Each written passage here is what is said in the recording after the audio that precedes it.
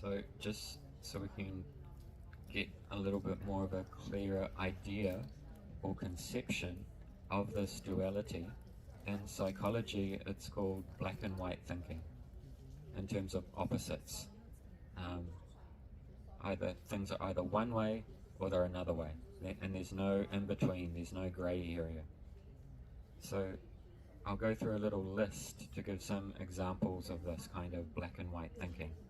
Either success or failure, good or bad people, always or never, love or hate, right or wrong. Someone's either with me or they're against me. It's either all or nothing, beautiful or ugly, smart or stupid, strong or weak, introvert or extrovert, either a victim or a survivor, someone who's optimistic or someone who's pessimistic, someone who's moral or someone who's immoral. So hopefully you get a bit more of a feeling into what I'm trying to orientate towards here now, yeah? I've done that exercise first to see how much you could articulate that in your own mind without giving examples. But maybe next time I'll do the examples first.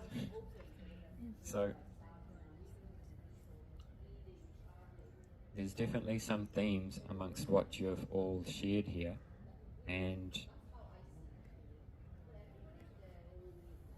we can see themes in terms of what keeps us into duality, in terms of actions, people's activities, our own activities, the way we look at objects or people, and the way we perceive people to be acting or ourselves to be acting. So there's really three main categories, and we'll cover this a little bit more.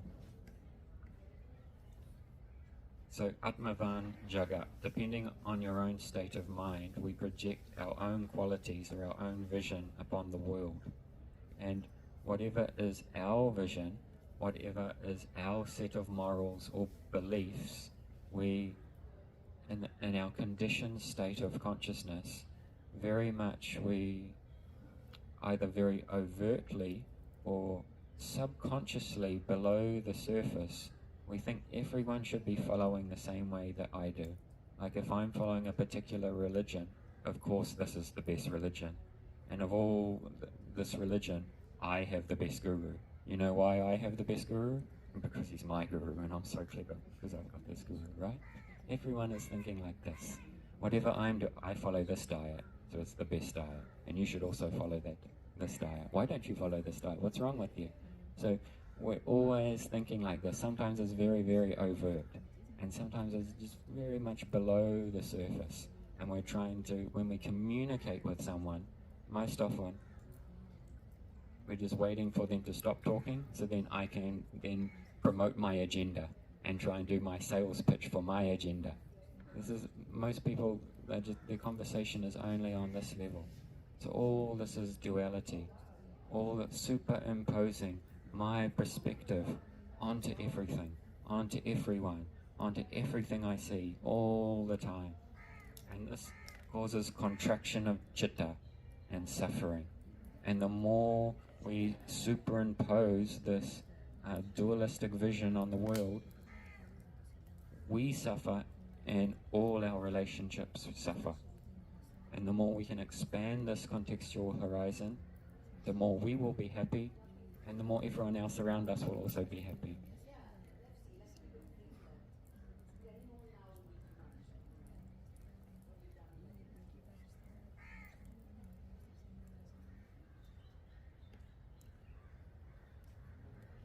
Because if you look at like a very advanced guru, they are so compassionate, they are so patient, and their love is not a possessive love in the sense of our love is more, our worldly experience of love is more like eros. It's more like a lusty, rajasic form of love. And the gurus, they have more of like an agape kind of love, because they are connected to a transcendental love. That love then overflows, and then the disciple can touch upon that.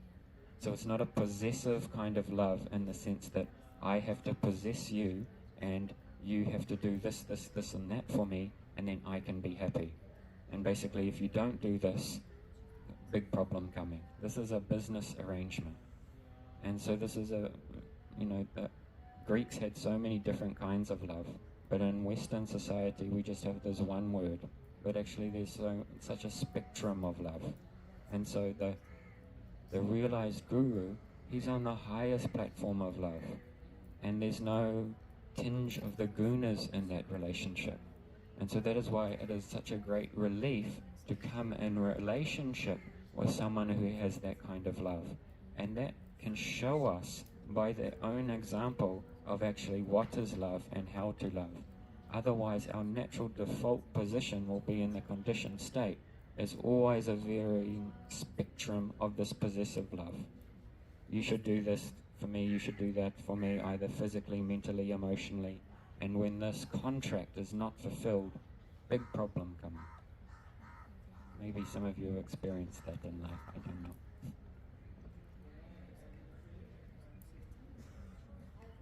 So, in Sanskrit, there's 3 terms for 3 different kinds of duality. The first one is called bhava-dvaita. The second one's called kriya-dvaita. And the third one's called dravya-dvaita.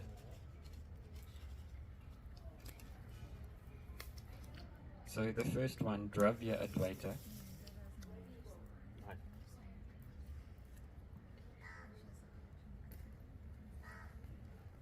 Here's a question. Is everything in the world the same, or is it different? The tree, this concrete, the cell phone, the lump of gold. If you already know the answer, maybe just wait a minute. Is everything the same, or is it different?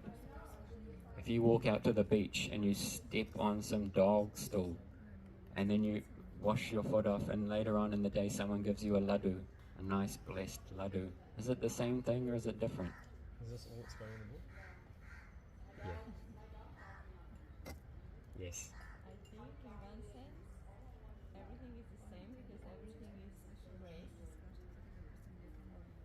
But I think in the other sense it's different because we are living we live this experience, this material experience, but we are trying to rise above that, right?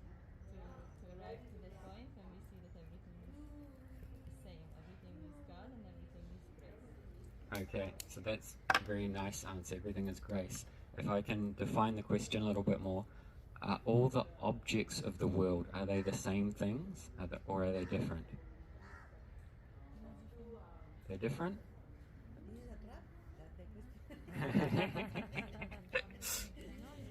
Tread carefully. It's the same, or is it different? Dog stool, laddu, is it the Both same as friend and same at the same time. So what's the answer? These are the different things but belong to one energy. All the things are made of the 3 different gunas, but they are made of So one person was listening from last class. Everything is only made of Panch Mahabhuts. Earth, water, fire, air and space. So in terms of the object, the dravya, the substance, everything is the same. But we can understand, of course, the function is different. You don't want to eat the dog stool, but the laddu, very good.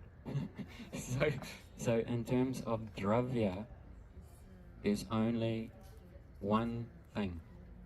The Panch Mahabhuts, now making forms, or prakriti. So everything is the same. All objects are the same. If you're walking down the street and you avoid the dog stool, but then you see a lump of gold, will you look at them the same, or will you look at them different? We're always looking at things different, yeah? So this reinforces duality. And I'm not saying there's anything wrong with that. Obviously it has its utility. We want to avoid the dog stool. Maybe go for the gold, I don't know. But in terms of the substance, it's all the same thing. Combination of Panch Mahabhuts. Panch Mahabhuts is coming from Mahatattva. Mahatattva is coming from Prakriti. And then from there. So, in this way, it helps bring the vision back to the original cause, the necessary being, that is God. And when we're totally just consumed in seeing the difference in the objects of the world, then this is one kind of duality, dravya dvaita. So this is the first kind of duality, or the first kind of sleep. This is one kind of sleep that we need to awaken from. So I'm not saying just go out and eat the concrete or anything like this. Also try to have discernment and vivek. Because these different objects of the world, they elicit different responses from us. And we have different worldly desires, and we want to enjoy different physical objects in accordance with the samskaras that we have. But like Krishna says, the yogi who's more advanced, because we can also superimpose this vision onto people. And we see some person's friend, some person's neutral, some person's enemy, all this categorization. So Chaitanya Mahaprabhu, he says, the sign of an enlightened person is that which someone who sees the similarity first. And the sign of a conditioned soul is someone who sees the difference first. So you can see when you go up and you meet anyone, the cow, the person, what are you saying? Oh, before they're coming, oh, I don't like their haircut, I don't like their clothes, I don't like this, I don't like that. Or are you saying, oh, here is a soul coming? We're always seeing difference, right? This is our primary perspective. So this is one kind of duality, dravya dvaita.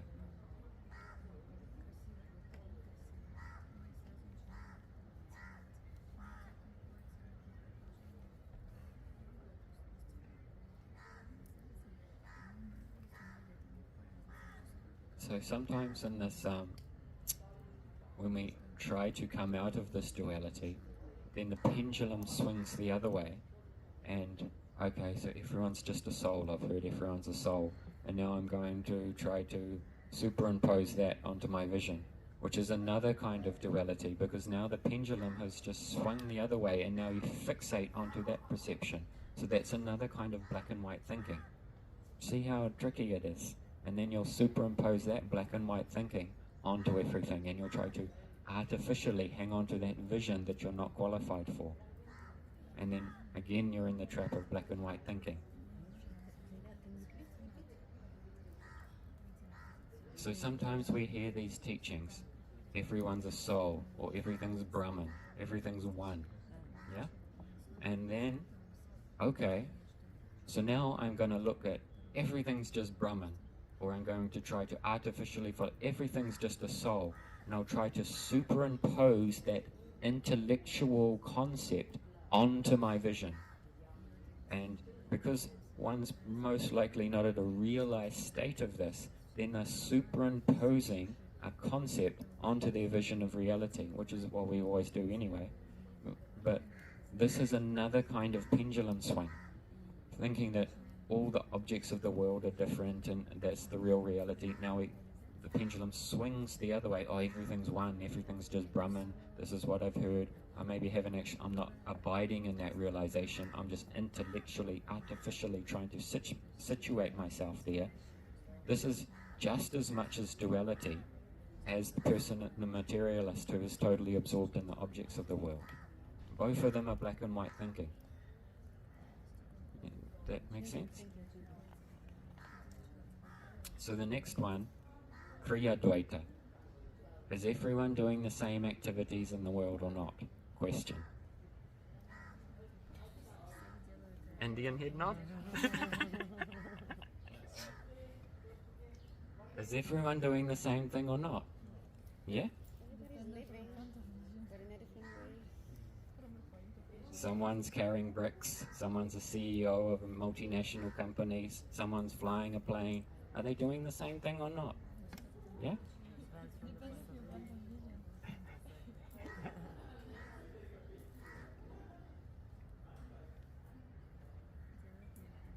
So if they're not doing the same things, why are they not doing the same things?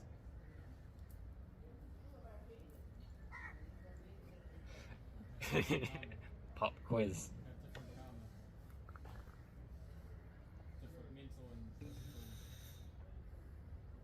The person laying bricks and the person flying a plane, this is an example, they're doing the same thing. How is it so? They are working. Working, yes, that's a outer similarity, yes. For me, they both are. Everybody is. Hmm?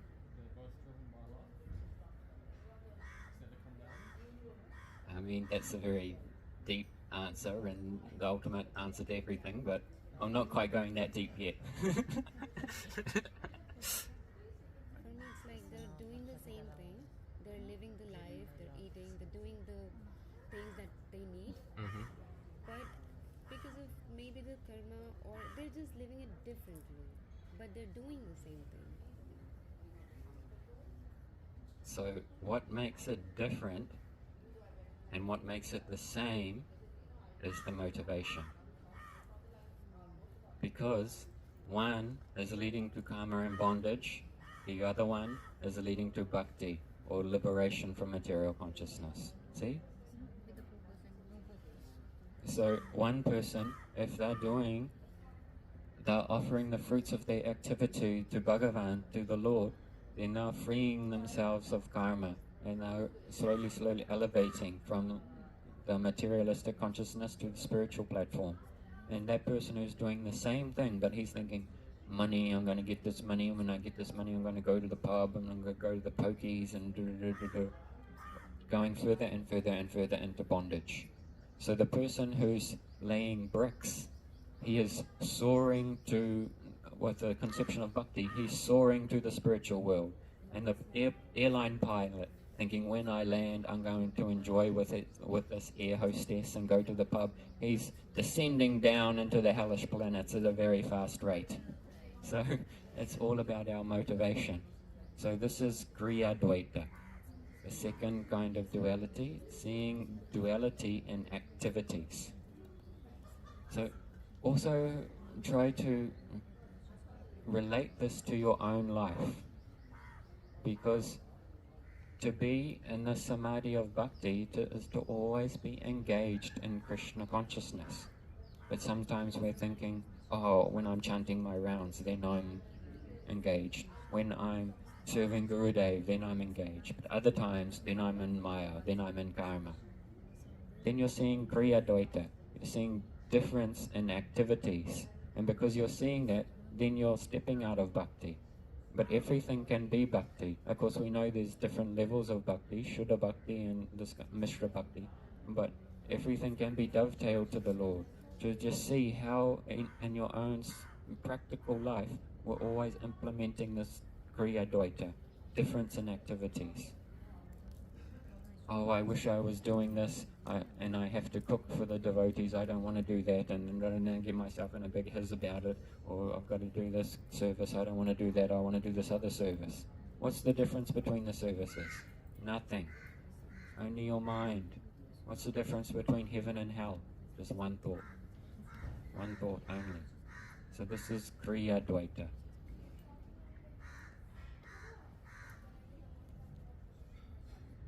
So it doesn't matter what varna you're in, what is your propensity in life. It doesn't matter if you're a laborer, it doesn't matter if you're a businessman, it doesn't matter if you're in the government or a warrior or some administrative center, or it doesn't matter if you're a priest. If your motivation, if God is at the center of your consciousness and all your activities, including looking after your family, going to work, all these social responsibilities, if you're doing that as a service to the Lord, like Gurudev gave the example in one talk, if you have some children in your house, then you can think, oh look, more devotees in my ashram, that Krishna sent them for me to look after.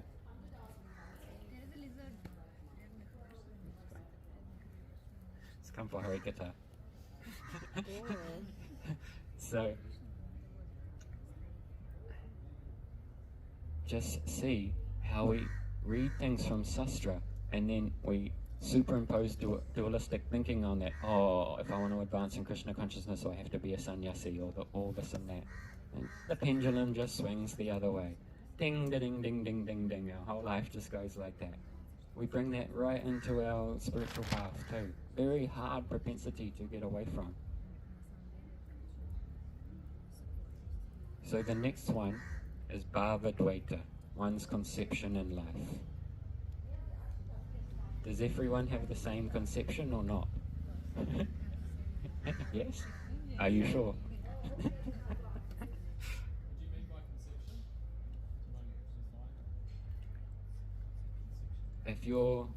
If you go to visit your family and you haven't seen your family for a long time, are they all engaged in Krishna consciousness or not? This conception. Phone a friend? Not sure.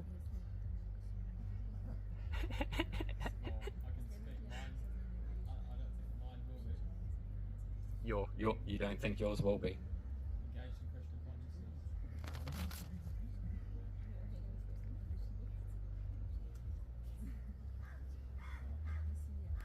It depends on your vision. We know from a certain vichara, a certain point of view, to be engaged in the 9 angas of bhakti. Then we can be purifying our consciousness slowly, coming to the level of Krishna consciousness. But Jivera Swarupa Hoyera Krishna Das, Krishnera Tatasta Shakti Beta Beta Prakash. Everyone's an eternal servant of Krishna. So what are you going to do apart from serve Krishna? There's no other option. But you can either be serving with spiritual consciousness or you can be in Srishti Leela. But everyone's serving Krishna consciousness. But some people know it, some people are aspiring for it, and some people are taking the long way to realize it. The very, very long way. But everyone is doing it. And like Krishna says in Bhagavad Gita, don't disturb the minds of those who are in ignorance if you have some higher knowledge.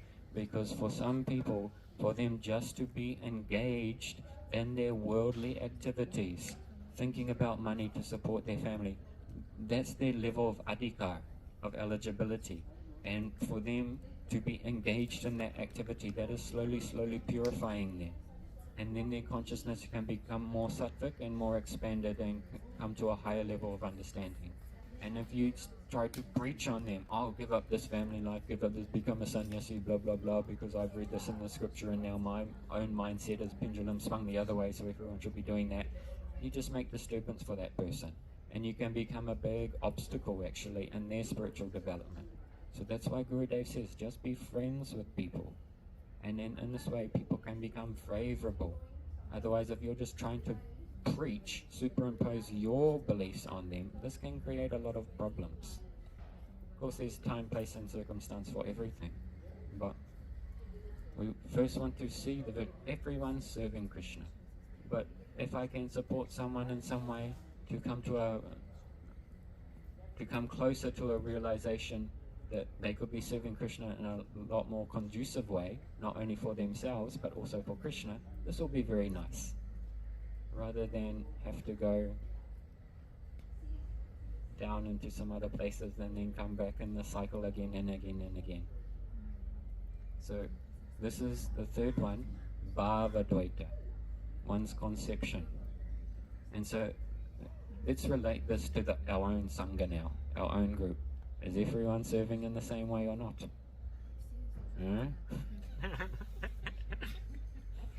Or are we judgy McJudges and judging all the time? Yes, we are. I'll speak for myself. Yeah? Because we're always judging, because we're all in duality. What else are we going to do but judge? That's what you do in duality. You can pretend otherwise. You can artificially try to think, oh, I'm some very high devotee and I'm like this and I'm like that. So many devotees have done that in the past, so many in the present, and so many in the future. And then because if you try to sustain a level that you're don't have adhikar for, then you descend down like a comet to the earth. And again, coming back and back and back. So we're all in the shower. For those who are under the guidance of Gurudev, we're all getting our purification. And for some people, like Madhava said a couple of weeks ago, if everyone's in the shower, why criticize that person? Just give him a minute, he's washing the dirt off. Why are you criticizing them? They're also under the guidance of Gurudev. But you're like, nee, nee, nee, nee, nee, nee, nee, nee. Look at all the dirt that he has. I can't see the log in my own eye. So try not to have bhava dvaita. Of course, there's always discernment, and if we can see some persons maybe going off the track, or we can give some helpful advice, maybe there could be a place for that. But we want to first see the oneness, everything in relation to Krishna. This is what the trajectory that we're trying to follow, and just see in so many myriad of unlimited ways how this duality creeps back in. Dravya Dvaita, Kriya Dvaita, Bhavya Dvaita, these three kinds of sleep that keep us sleeping all the time. Because we superimpose this on other religions too. Oh, someone's not following the same way that I do. Oh, big problem. There's only one God. Of course, there's a graduation in terms of rasa. That's a higher thing we can understand. But we have to also understand people's adhikar. Like in the Bhagavad Gita, Krishna is talking about worshipping of the devatas. So these people are getting some puja buddhi. They may have a misconception that that devata, that higher celestial being, is the supreme God. But for unlimited time they've been in the material world just worshipping themselves, their own ego, that I'm the greatest thing, I'm the center of my own existence. And then slowly, oh, there might be some higher power than me. So then this is puja buddhi, they're starting to have some higher perception. And then some religious fanatic comes along and goes, this is a devata, my God's the best God. You have to try to understand their adhikar. That may be a great advancement for them, that they're just coming to that level. So try to have very broad vision of someone's spiritual development. Don't drag yourself down into the dualities. This is why there's always religious wars on this planet, because we just bring along these three kinds of duality. If God is love and religion's all about love, why is there always wars? Very good question, right? Because 99.9% of the followers, they're always in duality. And the pendulum swing of their beliefs keeps them in this duality. So it's very helpful to come out of these three kinds of sleep. Even just in your material life, it'll be very nice. I have a question. Yes. Is there space for it? Yes. So I think that all of these teachings, they give us a way, but my question is, to what extent we have compassion towards ourselves not reaching those? Because what we're talking about here is going against our automatic way of reasoning. Our mind is automatically doing this all the time. So it's a path to recognize that you're doing it and going back. It's like when you meditate, you recognize that you're distracted and you go back. So I was wondering, in terms of this, how do I say that? Yes, in terms of the teachings, how much space for compassion towards ourselves failing in this very space. This is a very important point. Because we can hear the histories of the great saints, or we can read these very high elevated teachings. One should be the perfect human at all times, in all places, in all circumstances. And if you don't reach that level, oh, it's no good. You're not realized. That's very dual too. So, what greater way to get the pendulum swinging than try and get out of this pendulum swinging? Sometimes when we try to get out of the mind, it makes more noise. When you try to get out of the river, the current becomes more fast. And when you try to be too holy too quick, we can see what happens through all the religions. All these people with dormant impressions, and they try to deny these impressions because they're not being honest with themselves about their own internal psychology and their samskaras. Then it becomes like a beach ball, holding the beach ball underwater, and at some point it's going to pop out. And so it's essential to be honest with yourself right from the get-go, and not try to artificially be some holy person. You can put on the white robes and all this kind of thing, but you'll only fool people for so long. So it's very important to, like we were discussing in the last class, these three energies of sattva, rajas and tamas, these varying degrees of contraction of the chitta, not to aggravate this contraction by adding more tamas and more rajas. And so often in spiritual life, because people can become very enthusiastic, which is very, very good and it's definitely got its place, but we also have to be careful of not bringing too much rajas in by trying to be nirgun, because you're being rajasically sattvic. You're not being sattvic, you're being rajasically sattvic.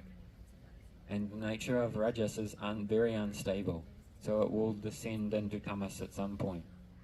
So we need to be very honest with ourselves, and it's a fine line, because we can say, oh, I've got so much desire or psychology or whatever, and then you can just be like, I'm just not going to do anything or do very little, and I'm going to just sit on the couch and have a beer and just kind of wait for my natural evolution to happen. Or you can over-apply yourself. So again, see how we go into the black and white, the pendulum swing? So it's a very fine line of applying yourself to the borderline where you're not going to destabilize the psychological body too much, but not just be lazy tamas and do nothing, because then you're not going to evolve at all. Yeah, sorry, then I stop. Huh? That's my point. I'm thinking, while you're thinking, of course, I'm logistic, so I'm going over, and I'm thinking, okay, so to me, let's say for now, solution to non-duality is being compassionate towards myself and observing that I can have this. But then I'm thinking, is this too less? Where's the balance between being too compassionate with yourself and then become like, oh yeah, this is okay, I did this, I could have done this, not this, but I did this and it's okay because I'm being compassionate, Yeah. So it's it's very not easy to find the balance. Yeah, and this is why we really need the guru, because guru can give you personal instructions for your personal nature and psychology of how to advance in the most appropriate way. Because when we're trying to navigate that very fine line ourselves, but when the mind is still the chitta is still in an unsteady state, we don't have the overview and the clarity to really know how to navigate that. And if you actually just are abiding in sattva, then all these virtuous qualities, they will be manifest in you. So this is not even nirgun, that's not even spiritual actually. So we can just see how tamasic and rajasic we are. Like Gurudev said before, if you're in sattva gun, you'll have no problems in your life. What does it mean to have no problems? No judging. When we go into judging and all this kind of thing, then so many problems come in. So just try to be sattvic, and then you'll see things with clarity and peace. And also in that clear chitta, God's form can be reflected. So here we are aspiring rajasically for this nirguna, our dualistic perception of the nirguna state. Let's just try to be sattvic first on one level, from one point of view, and then much peace will come, no problem. So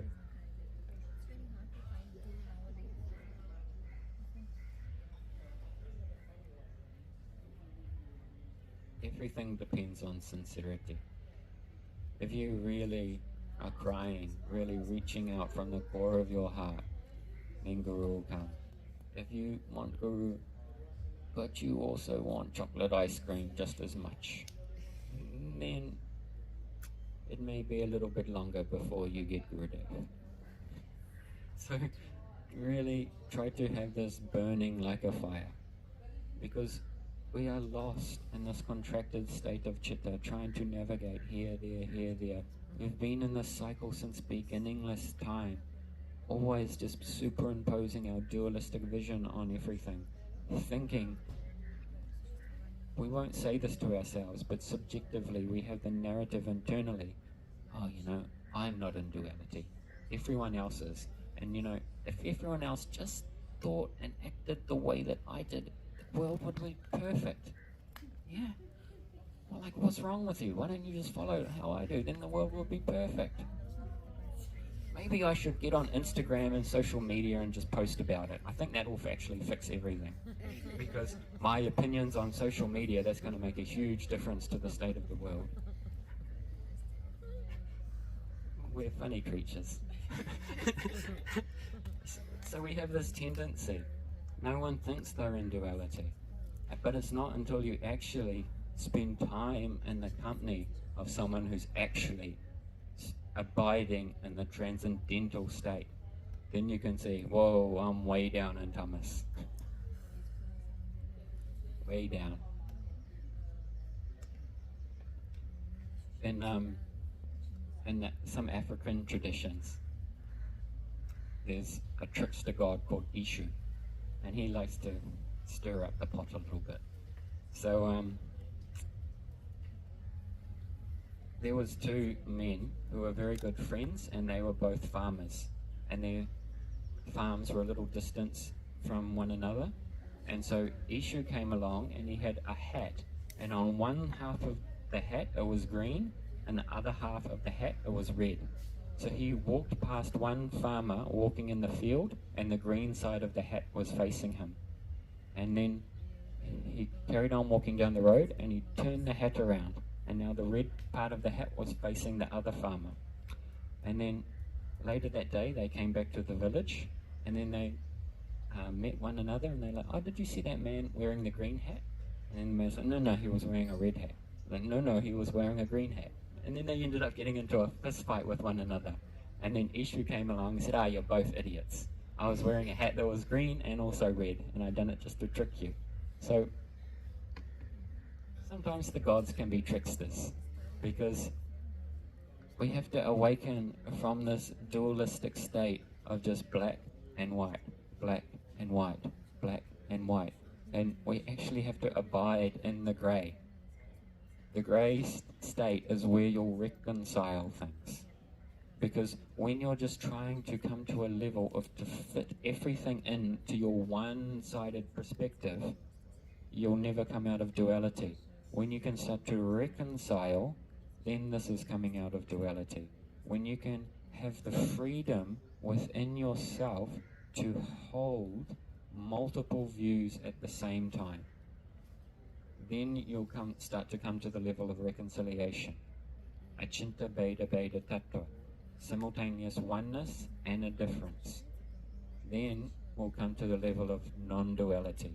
Because when we're in duality and we hear about non-duality, then the pendulum swings, and everything's one, everything's empty, everything's my mental narrative about what that means, or everything's God, or whatever my mental narrative of my superimposition of what oneness means. And then you try to make everything fit into that conception, while still being in duality yourself. But it's not going to work. When you can reconcile the differences, that Krishna is formless Brahman and he is Para-Brahman at the same time, without getting your knickers in a twist about it, then I think we were a little bit closer to the Advaya Gyan then. But when we're just leaning, of course we can have our preferences, and we know from Rasavachara and all these kinds of things there's a graduation in taste. But Krishna says in Bhagavad Gita, I am also that formless Brahman, but I also have a personal form. So then we start to battle with one another. Oh no, this one's better, that one's better, blah, blah, blah, blah, blah. All dualistic thinking. We know there's difference in rasa, don't get me wrong, but we're always just being pulled into the gravitational force of dualistic thinking. all the time. Very hard to get out of this. So we'll just have a little break and do some kirtan so you can digest that.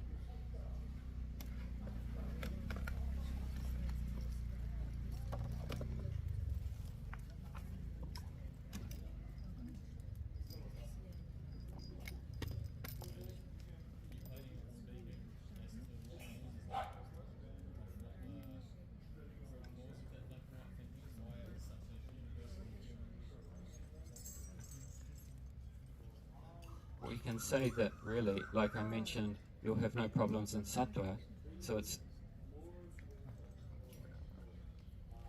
to put it in a very simple way, it's tamasic and rajasic in the chitta.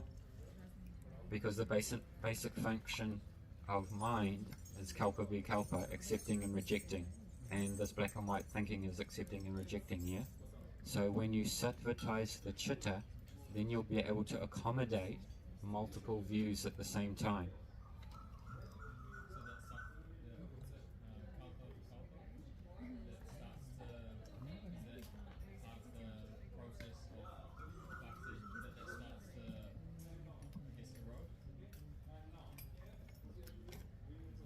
It's also there in bhakti, because you have to accept what's favorable for bhakti and you also have to reject what's favorable for bhakti. But because the context is expanded, you know ultimately what's good for you. And because the spiritual energy is starting to descend upon the chitta now, then this is not the same as the material energy. And you'll be able to digest the apparent contradictions of the material world. Because, you know, as one matures in their spiritual realization, is there a material world or is there not a material world? There's another question for you. Pop quiz.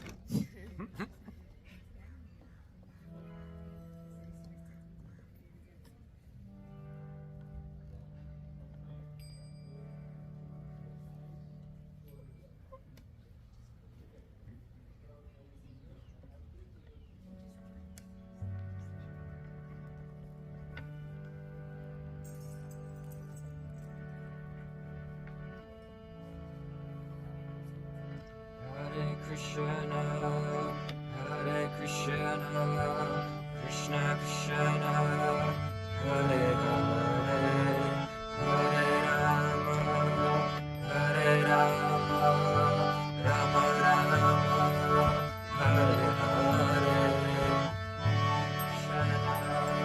Hare Krishna, Krishna Krishna, Hare Hare. Hare Rama, Hare Rama, Rama Rama, Hare Hare, Hare Krishna, Hare Krishna,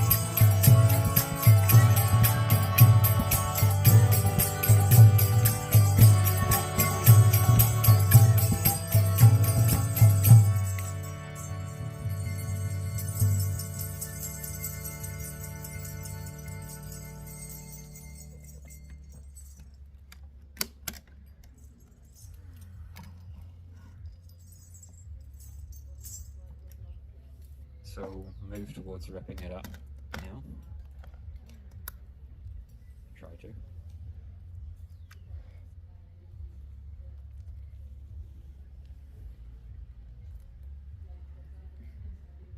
Everything's food for something else in this world. Sometimes we hear, oh, Mother Nature, and that's our God, that's our spiritual conception. But have you ever actually thought about Mother Nature?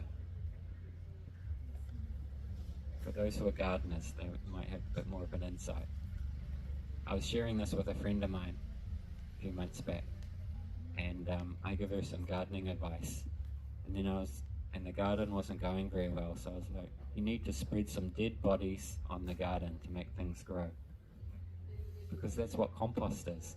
It's the decomposing matter of previously existing life.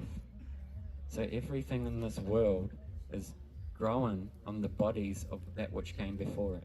Even if you're vegetarian, carrot's a living being, you're eating the carrot. So this whole world, Mother Nature, she's giving birth to you. But that very thing that gives birth, it will take all your loved ones. Everything you hold dear will return back to the dust. This is the nature of this place.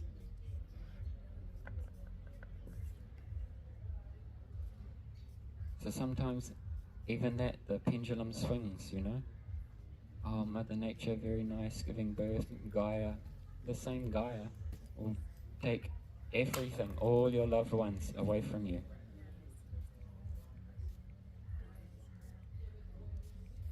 So we need to be able to hold both of those conceptions as well about material nature. She's the giver of life, but also to take life away without the pendulum swinging. Can you hold both of those? Actually, I have a visual aid for that.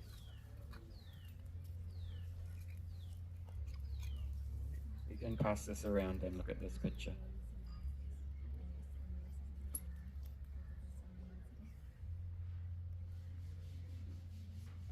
So, often we'll find at the center of this dualistic vision is, of course, our own self, our own persona, our own self-conception. There's a identity or a particular point of view we're trying to hold on to. And whenever we're trying to hold on to firmly one particular point of view, in the conditioned state, most often that leads to suffering. And because we're trying to hold on to a particular view, which is often a pendulum swing to one way, we cannot accommodate what is in opposition to that. And this causes such suffering in our own life, such turmoil.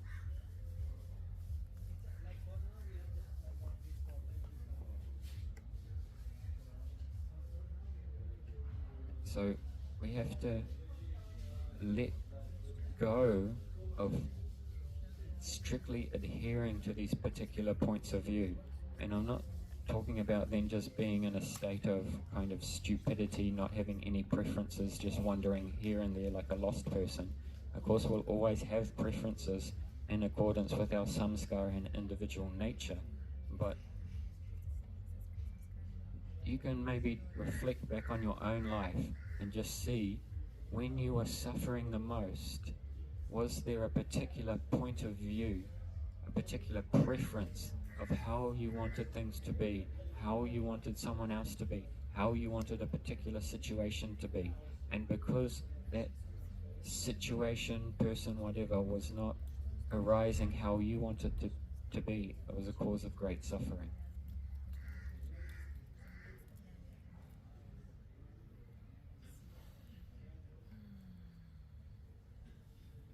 So to be able to hold multiple perspectives at the same time, which includes, oh, I have a particular preference, but maybe for whatever reason that preference is not being fulfilled, and then not just going into an inner state of turmoil around it, but holding that in a larger context, that hey, this incarnation has its karma, it has its nature, it has its preferences, but I'm not always going to get what I want. And to be able to hold that. Because when we just fixate on these one way that things should be, it creates a lot of problems. And so all this is centered around a particular sense of identity that we have.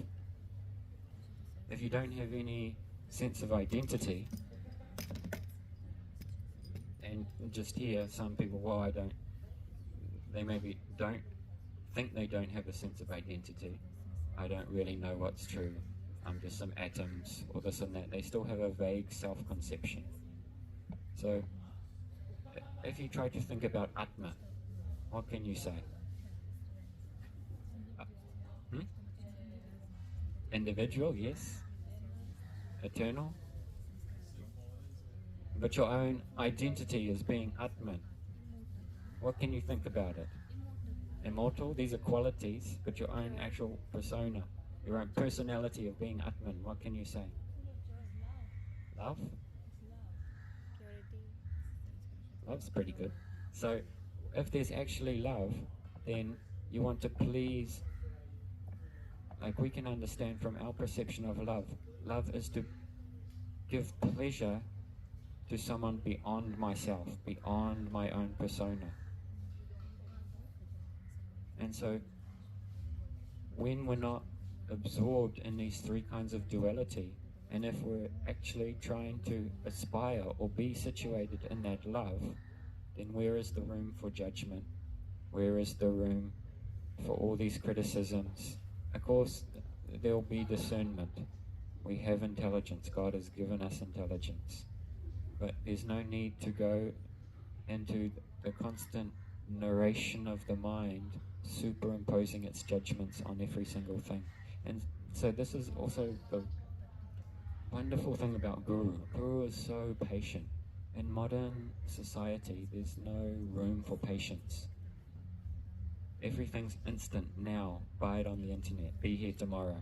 Amazon, Korea, Super Express delivery. Everything instant, instant, instant. So where's patience? Has anyone ever planted a fruit tree? One person. Two. Do you get the fruit overnight? No. So in modern times, we're so disconnected from the natural cycle. We practically have no even experience of patience in our daily life, of the natural rhythms of the natural world, let alone the time scales beyond that. So because we're so divorced from patience, then we superimpose that on everyone, every situation, all the time. But you plant a fruit tree, it takes many, many years to grow before the fruit's coming. So just try to feel into that energetic dynamic and try to, what would it be like to be living life from that kind of energetic dynamic? And this is a paradoxical thing, because Guru has this energetic dynamic, that we're in Maya. We're in complete delusion, or at least I can speak for myself. So this idiot's going to take a long, long time before he elevates, makes much progress. But because Gurudev, his happiness is not dependent upon this idiot conditioned soul doing this or doing that. His happiness is not dependent upon superimposing one's own belief system on someone else. Then that person is so patient and can actually be in the love that paradoxically allows for the fastest elevation of that soul. And when we're in a position of trying to recruit someone to our position or our particular internal doctrine of how we want someone to be, that creates a bigger divide actually for their progress. And so the more we can let go, the more we can actually help that person. Because the world needs people who don't need the world. And those people are the best help for the world because they don't need the world. But if you need the world, you're not going to be much help to the world because you're not connected to an unending source of energy. You're not connected to truth because if you look at your life, we're just constantly in a campaign of resistance against reality, against truth, and against God. How do we know? Just look at your life and see, what are you in resistance to? Maybe everything, including your own mind, your own psychology, how fast you're progressing, how fast you're not progressing, blah, blah, blah, blah. And so whatever's happening in reality is happening. And that's reality. Why? Because it's happening. And just see all the things of reality you're in resistance to. So you're in resistance to reality. You catch what I'm saying?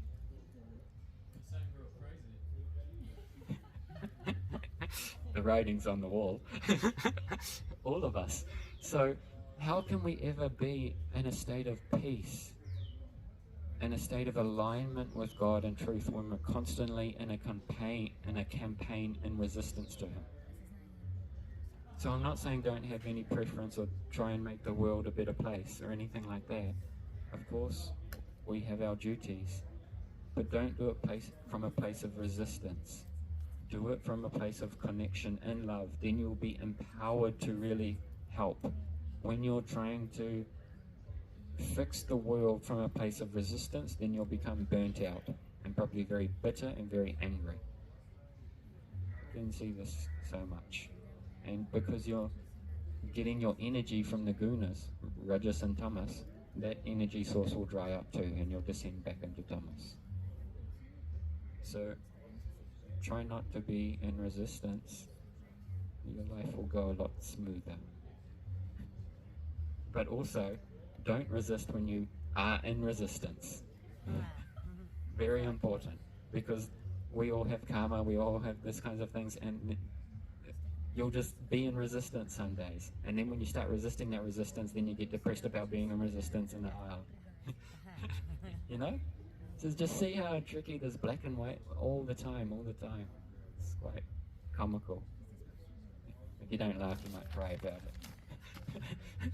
So try not to be in resistance and look at what is this particular point of view I'm trying to hold on to in relation to a particular conception of self. And, you know, to really see the truth, there's a saying, the truth will set you free. But do we really want the truth? Question. Are you sure? Because if the truth will set you free, you can't have your cake and eat it too. Because we want to fix the world, but we want to hold on to this false self and just fix the world so then the false self is happy. But the world's perfect. God's creation is perfect. So what's there to fix? I was thinking about this because recently this phrase has appeared a few times in my ears in 2-3 days. The world is perfect. There's nothing to do. But I think we are forgetting our role. The world is perfect, counting with our health. Why do you bring the health outside of the world? I'm sorry, I'm so passionate. You know, I have heard this phrase in the class yesterday, somehow like last few days, not much because I was outside. But then the phrase was going on my mind, and I heard it also before, much times. But I think I got what's the missing point. You say, the word is okay, why to do anything? But the word is okay counting of what I have to do.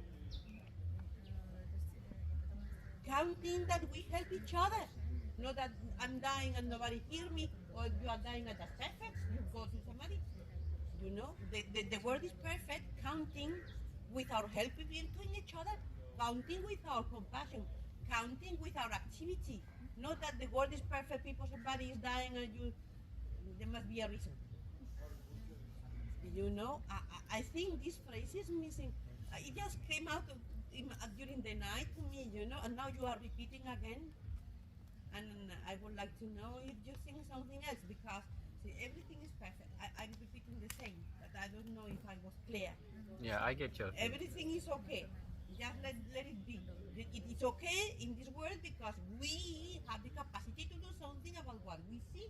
DK. I'll address your statement. The system has to be thank you. When we're in duality and we hear the world is perfect, then we make an assessment of that statement based upon our dualistic vision of what that means. And then we make an inference, okay, so the world is perfect, so then I see the person suffering in front of me, I don't need to do anything because the world is perfect. But no, that is a dualistic conception of it, and completely misguided, and complete pendulum swing to one way and completely in duality. So the Arabs have a saying. But this is what I've been hearing. I'm not saying I believe that. Uh-huh. I say this is what I've been hearing, and then in these explanations, I'm missing the point that it's perfect, including our activity, including our capacity to do something. It's not that I'm not saying what I'm saying, but what I've been hearing, and what I thought is missing. So the Arabs have a saying, trust in Allah, but tie up your camel. So the world is perfect, but still, when it is my duty to come and share something with you, to offer you blessed food, all these things. There's a verse in the Tao Te Ching, the master does her work and then she forgets it, and that's why it lasts forever.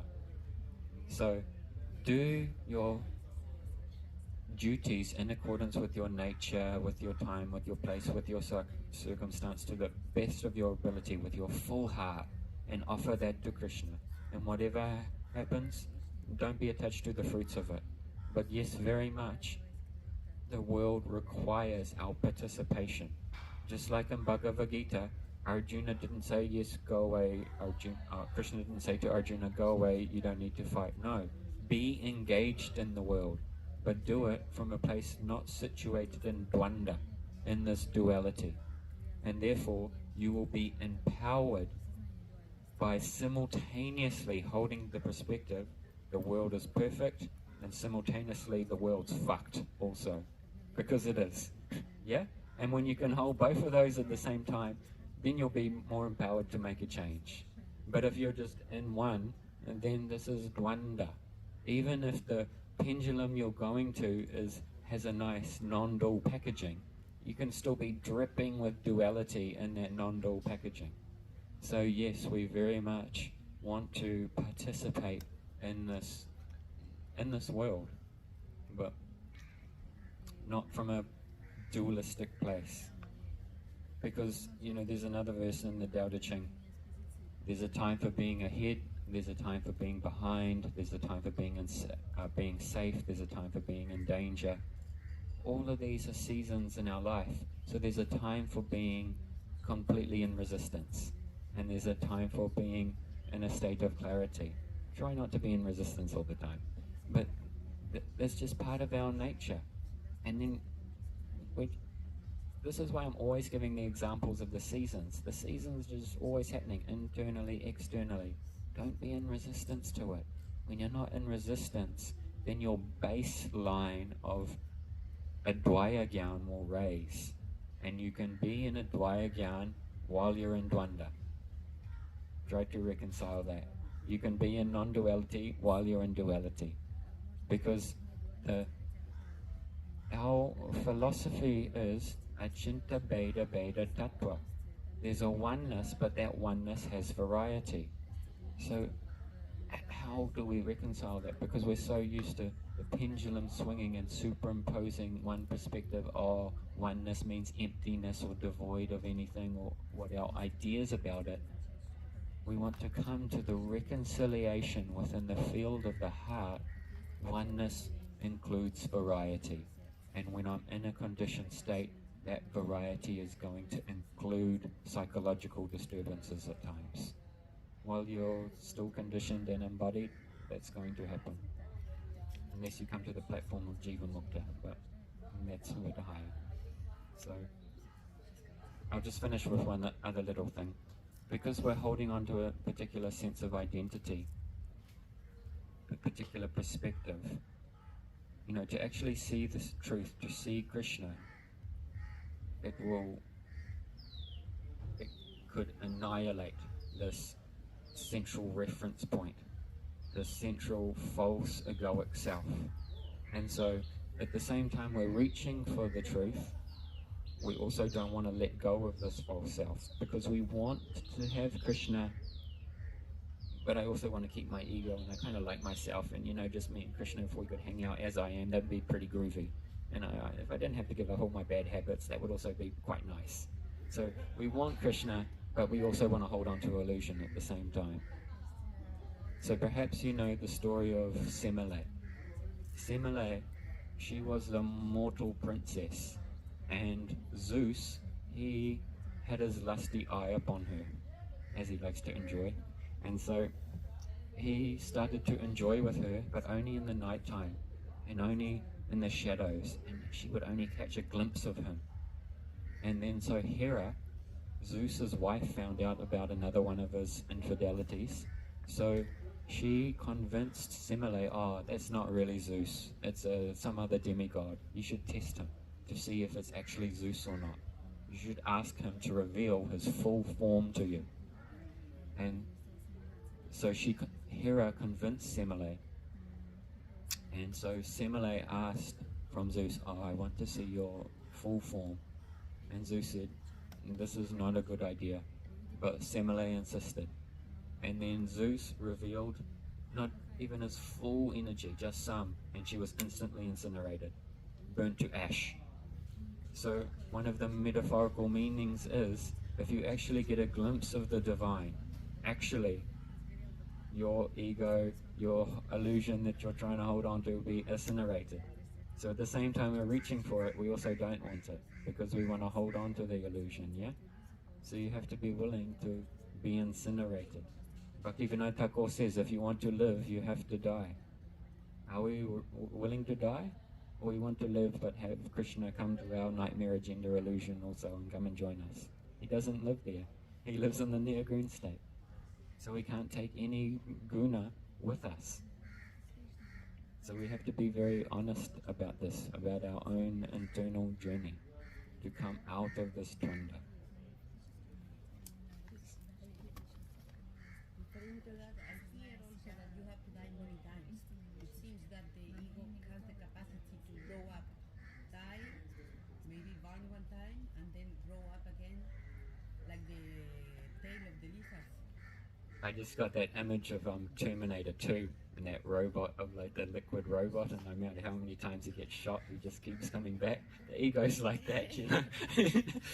Because even if we give up so much material things, we bring that buddy right along into our spiritual consciousness, you know.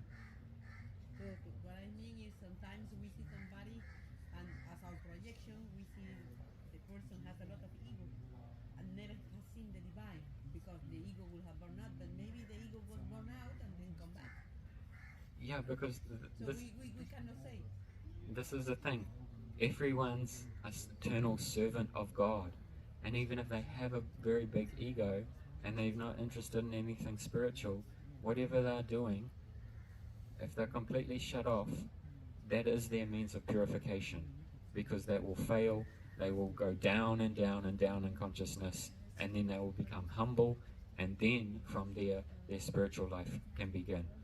Of course, we don't want to promote that for people. We don't want to promote suffering, but we have to have this vision that everything is perfect, but also try to tie up your camel and help people alleviate their suffering.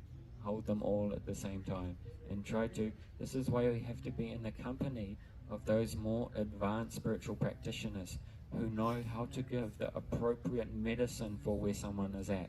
And sometimes that appropriate medicine is let them go deep, deep into Maya, and then much sooner they will come back. Because if I try to support them, if I try to be a crutch to them, then actually maybe this is not helpful. So we have to have this very fine vivek, fine discernment. And when we're in a state of dvanda, we don't know how to give the appropriate medicine. So we always should try to spend time in the company of those who are a lot more elevated than ourselves. Otherwise, we're just always defaulting back to our own samskaras, all a product of dvanda. And at the same time thinking, I'm not in dvanda, everyone else is, the world should just follow what I think. So, Yeah, but if you apply this, then because also the elevated being would like to be with somebody elevated. who wants to be with a lonely with a lonely one? No, I mean it's not applicable very much, no easily.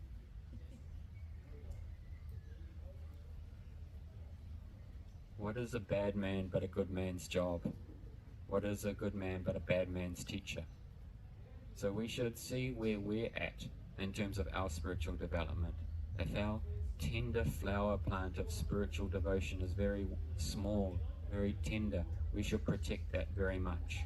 But if we have some firm roots, some firm foundation, and our fruit tree of divine creeper is growing, then you can have the Shakti. If you have the Nishta, this internal steadiness, then you can be a good teacher for the bad man. But if you're not at that level, then you should avoid that person, because it's likely your plant will get munched. You say a good man is a teacher for the bad man? This is a quote from the Tao Te Ching. What is a bad man, what is a good man but a bad man's teacher? What is a good man? What is a bad man but a good man's job? So if you see someone and they have some bad habits, some bad lifestyle, if you are mature enough, then you can help that person. If you know how to give the appropriate medicine. If you are not mature, and is it danger for you to associate with that person because it will influence you in a negative way, then you should avoid that person. So we have to see where we're at in our own spiritual development. And if you're very, very highly advanced, then even that bad man just coming into your association, they will have a change of heart and they want to chant Hare Krishna. But this is very, very high level. So you should seek out that person's association all the time. I understood the opposite. I understood you was meaning that even a bad man can teach you something. I understood the opposite. That a bad man That was not the point at all. But yes, a bad man can teach you something. What I'm saying is, if you have good qualities, you have good character, you have some spiritual realization, you can help someone with lesser consciousness, because you have the maturity to know how to help them evolve. If you are not so steady in yourself, then by being in your association, you'll be pulled down to their level.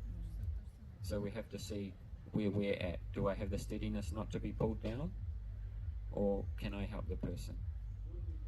So it depends on our maturity. And why I shared this picture is because it depends on our bhav. Because just like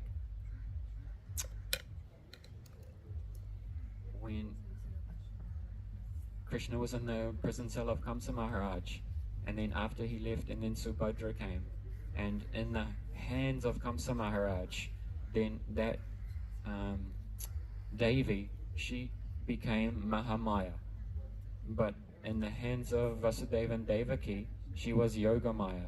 So depending upon our bhav, then the reality will manifest in a particular way. Maybe one, to rectify us, like this mask of Kali, or behind the mask is the softer face of the goddess. So if you need to be rectified, or you have self-centered desires, then you'll get a particular face of divinity, or a particular relationship will manifest.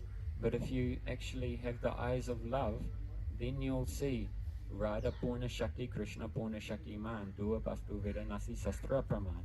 Oh, Devi Krishna Mai Prokta Radhika Paradevata. All the Devis, they are just emanations of Radhika, and you'll see Radha Krishna everywhere. But if you don't have that vision, then you'll see this God, and that's a demigod, and this is not my God, and blah, blah, blah, blah, blah. No end in the Dwanda.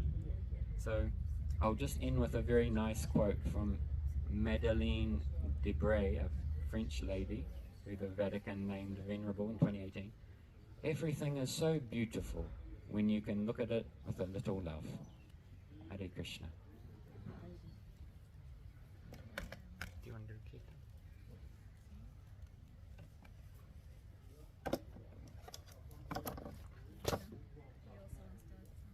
Oh, yes. Questions? Any questions? Sorry, I forgot to ask that. Yes.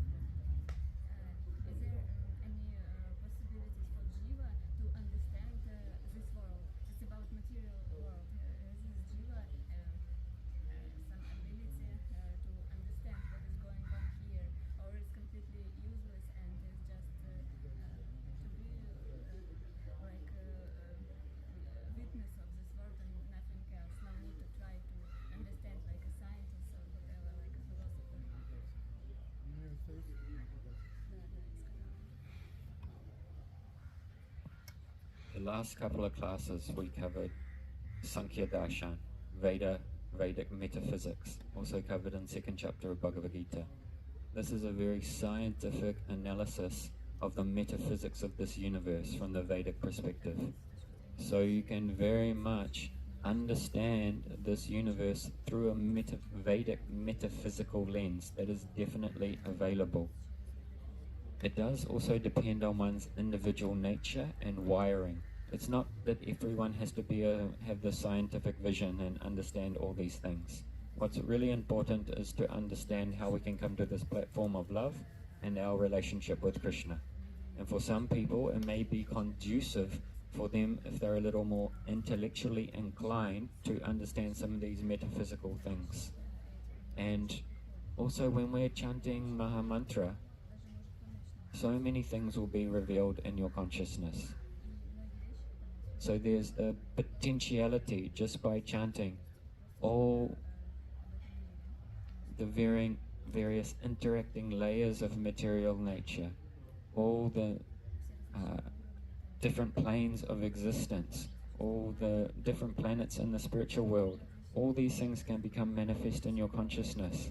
And there is what's called foundational tattvas, foundational philosophical categories that we need to assimilate in our consciousness so we can build a very solid platform for our Krishna consciousness. So Maya Tattva, Jiva Tattva, Rasa Tattva, Bhagavat Tattva, so many different philosophical categories so we can know how reality is interacting. Because if we don't have this conception, then it's just a hazy idea and we'll have doubts. And when you have doubts, you can never be situated in transcendental knowledge. So yes, it's all available, but also Takaha Prahistanat. Logic has no foundation. This is a verse from Vedanta, because from a scientific point of view, they say the fundamental analysis is everything is atom. We can break down the atom, the proton, the neutron, the circling electron, etc. But there's a fundamental particle that is the base aggregate from which all scientific theory is built upon. But then let's ask, what is the atom? And then at a certain level, particularly in quantum theory, the atom actually zaps in and out of existence. So this base fundamental aggregate upon which all scientific theory is based, they can't even tell you what it is. So they can't even tell you what matter is. So the whole baseline of their hypothesis is on a very shaky foundation. So in that context, Takaha Prahistanat, logic has no foundation. Material logic has no foundation. And Maya, all of Krishna's energies are achintya, inconceivable, including Maya Tattva. But achintya doesn't mean unknowable. It means it's knowable through sastra. So if you have Sastra Shraddha Guru, you have faith in Guru who knows the Sastra, then he can impart these workings to you. So Guru Deva has given many classes on Maya Tattva, and he can transmit that understanding. But still, the general mechanics you can understand. But Krishna also says in Bhagavad Gita, karma is so subtle, so tricky, you will not be able to get your head around it. But a general understanding of the mechanics, that is available.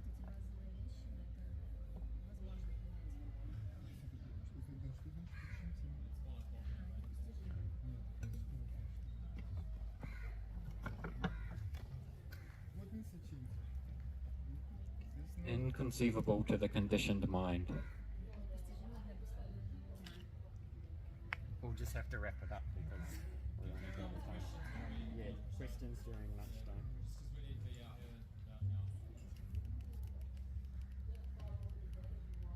Bit of a long class, but very important to come out of Dwanda. Very helpful if you're interested in that.